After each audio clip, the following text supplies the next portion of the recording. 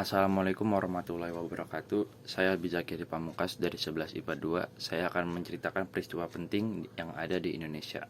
Salah satunya peristiwa Rengas Dengklok. Peristiwa Rengas Dengklok merupakan salah satu peristiwa yang membekas di sepanjang sejarah Indonesia. Peristiwa Rengas Dengklok menjadi peristiwa yang memiliki keterkaitan terhadap pengumuman proklamasi kemerdekaan Indonesia pada 17 Agustus 1945. Kala itu Indonesia sedang dijajah oleh Jepang karena ambisi Jepang yang ingin membangun Imperium Asia Timur Raya pada masa Perang Dunia II.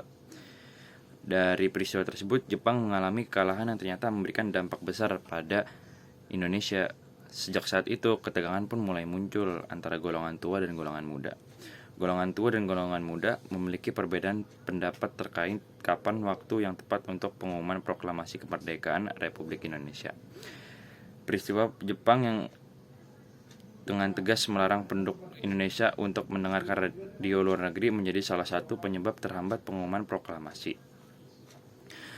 Namun berkat keuletan para pemuda Indonesia terutama yang bekerja di kantor berita Jepang, berita menyerahnya Jepang tanpa syarat ke sekutu pun sampai di Indonesia.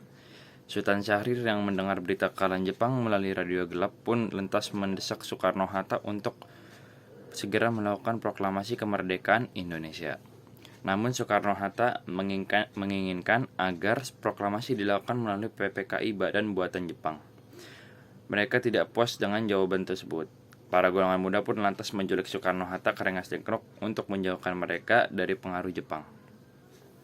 Setelah Soekarno dan Hatta diculik ke Rengas Dengklok, Soekarno di hadapan Sodanco Singgih memutuskan untuk bersedia mengadakan proklamasi setelah ia kembali ke Jakarta.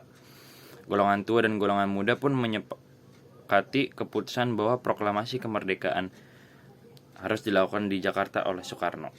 Esok harinya Ahmad Subarjo rela menaruh nyawanya dengan menjemput Soekarno dan Hatta untuk kembali ke Jakarta dan menjamin proklamasi kemerdekaan terselenggarakan.